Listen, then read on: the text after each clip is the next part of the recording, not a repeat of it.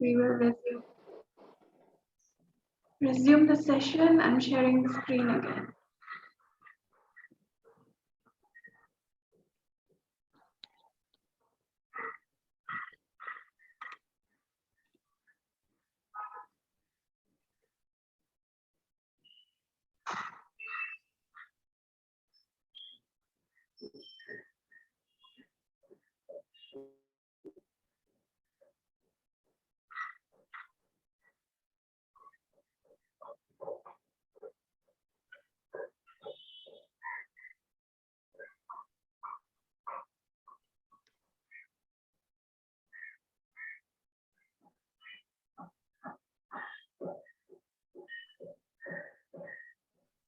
Yeah, you can see the screen.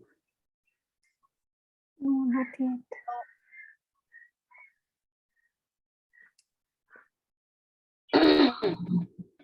Yes, ma'am. Yes, it's good now. Yes. Now it's visible.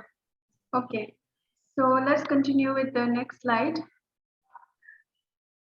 Okay, so what does the manpower plan exactly constitute? Okay, so the manpower plan defines the number, okay, how many people, okay, what kind of skill set and time frame for the human resource requirements, and addresses both the maintenance and growth of the existing employee numbers. So as I told you, it not only includes the number and the budget of the new hires. You can hear me? Is my voice breaking? It's clear. It's audible, ma'am. Here, okay. So fine. So the manpower plan defines the number of people, what kind of skills it is required, and the time frame for the human resource requirement. That means we would require so many people, okay, in this for this year, and so many for the next year. So it also defines for this particular year we need this many people with this kind of skill set. Okay, so the manpower plan along with the budget includes this.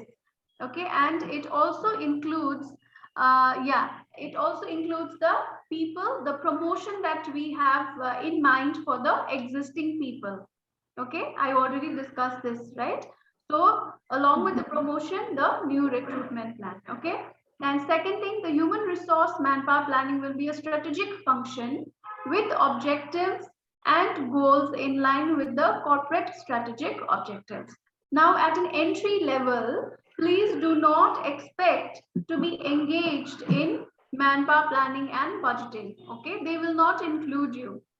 So don't feel bad initially when you're not included in this exercise.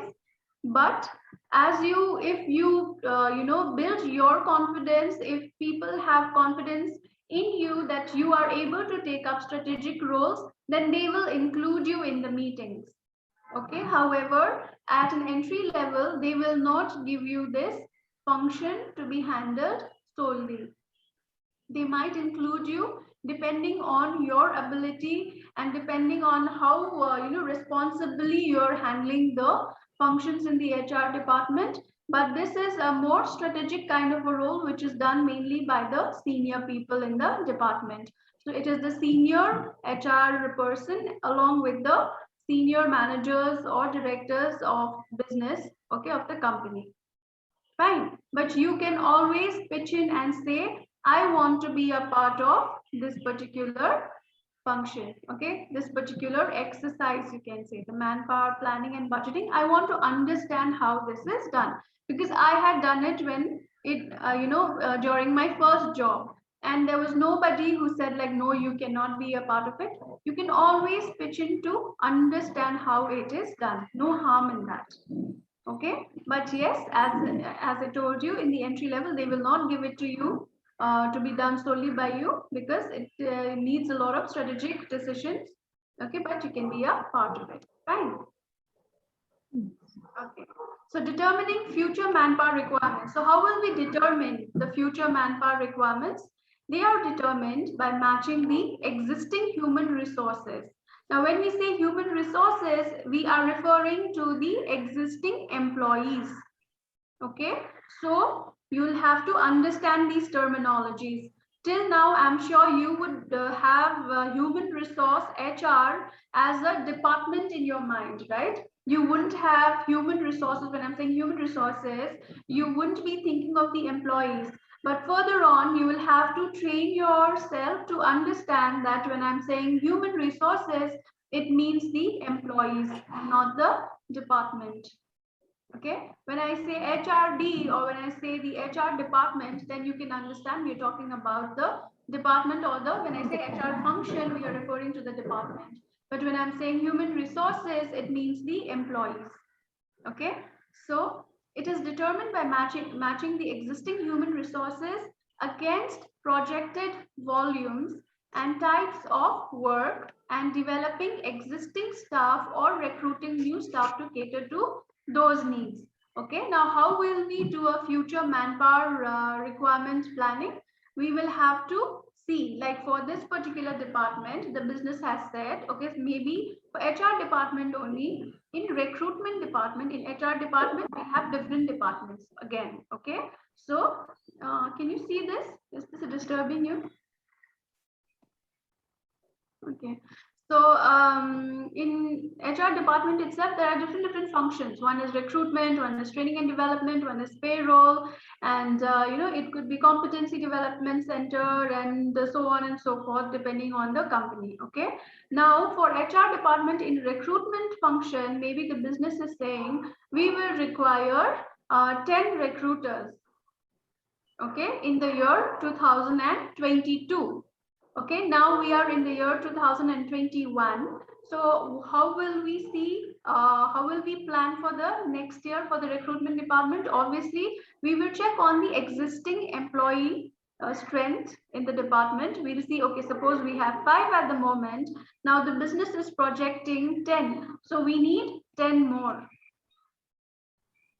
Okay, and then in 10 more, now we're saying recruitment. In recruiters, what kind of skills is required and what kind of skills do we already have?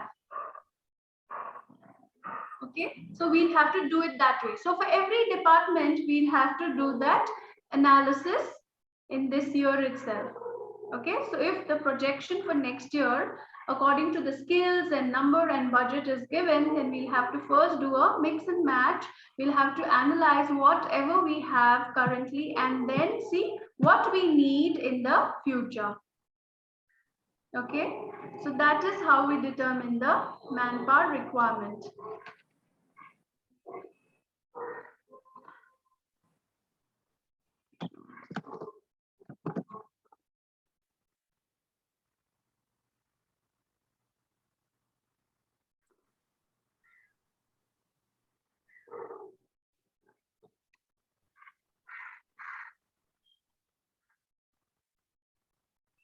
Okay. Ma'am, what does OCM stands for? Sorry? OCM, what does it stand for? OCM. OCM. So it's written approved by the endorsed by the OCM is the operations chief manager. Operations chief manager is business heads, no? Yeah. So they are referred to as OCMs. Okay. So the second point, ad hoc recruitment is required to overcome unforeseen staff requirements, such as replacement for sudden resignation. So ad hoc means in between. Okay, so in between, like sometimes what happens is we would have planned for something and we say, okay, next year these many people are supposed to be there in this department, but suddenly you have sudden resignations.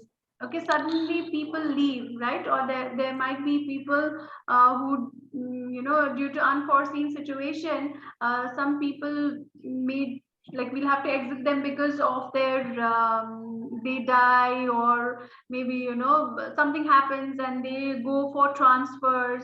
Okay, or we'll have to terminate them. So those kind of replacements, when sudden resignations and sudden exits happen, then ad hoc replacement we'll have to do. Ad hoc means in between. Okay, so new projects etc come up, then we'll have to pull in people suddenly, which will not be a plan. Okay, which will not be an earlier plan. Okay, so in that cases, what happens? We'll have to do a ad hoc recruitment. Okay, so we will have to do a planning for that also. So we can't just do, planning for, okay, these many people required, so we keep this much money. We'll have to keep some extra budget for the ad hoc requirements as well. Understood?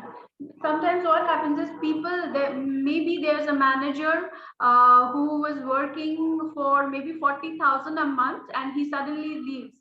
Now when we are looking for his replacement in the market, we might not find somebody in 40,000, but we might have to take somebody for 45 or 50,000. Okay, then what happens? That extra budget, we'll have to keep in mind. We'll always have to keep that in plan so that we can overcome these unforeseen situations.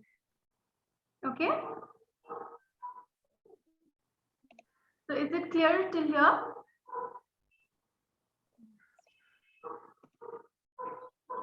Yeah. Okay. So the last one, ad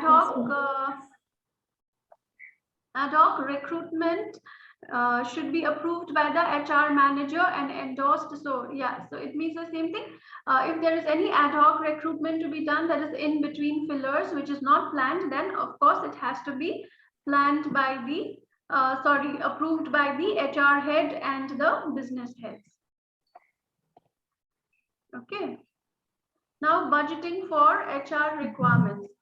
Budget approvals for manpower plan of each department or project are sought in writing from the department head and project head. So whenever we are doing the budgeting and planning, it has to be approved. Suppose we are doing a budgeting and planning for the marketing department. Don't you think the department head should know how many people that we are hiring and at what level? They need to know, right? So that is why we'll have to take approval